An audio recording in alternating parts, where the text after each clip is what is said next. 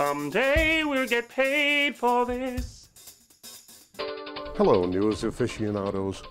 From high atop the Scrapple News Towers in downtown Philadelphia, IA, I'm AP Ticker, and this is Scrapple News.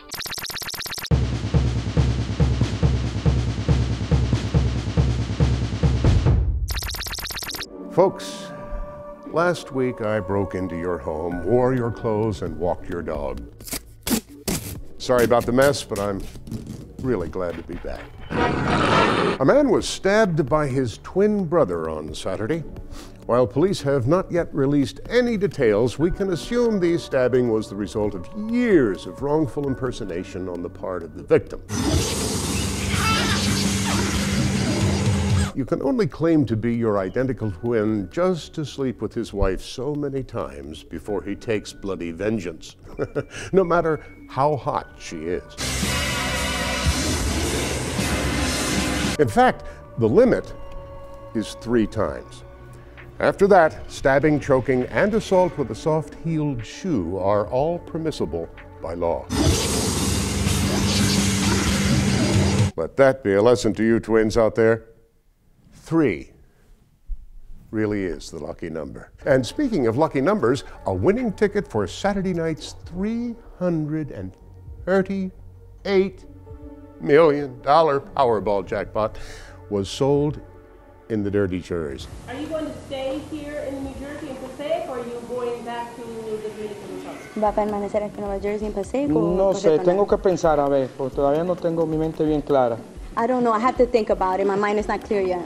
Well, it wasn't me or anyone I know, so I don't give a shit.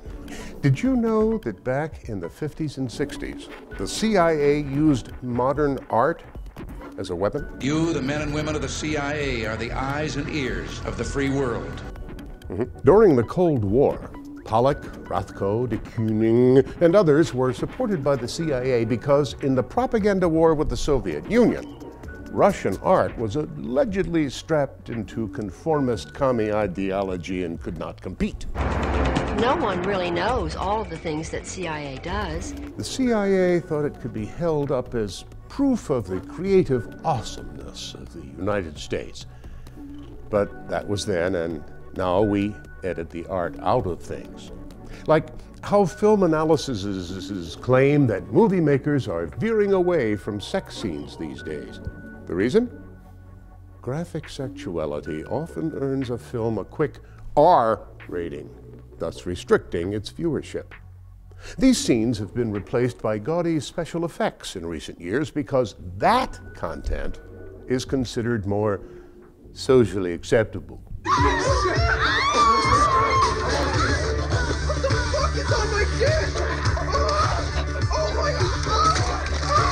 Phooey, I say. You may have heard me say it. I just did. Phooey. Twice. Why not combine the two, huh? What's hotter than, let's say, Steve Buscemi and Kathy Bates bumping uglies on a beach? That explodes! Now that's hot. I need a smoke, just thinking about it. Speaking of smokes, a new study finds that smoking marijuana may lead to increased use of tobacco, at least in rats. Rats that were exposed to THC were almost 30% more likely to ingest nicotine than rats that weren't. I'm a little hesitant to release this news since those piggies in the big tobacco industries will stoop to anything to sell their product. It's only a matter of time before you see ads that read, "Cigarettes, the smokes you smoke after you toke." I guess it's too late now. Oh, the horror we have unleashed.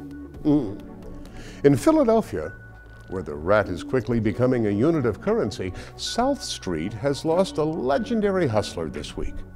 Norman, that homeless guy with the Viking helmet, passed away on March 22nd.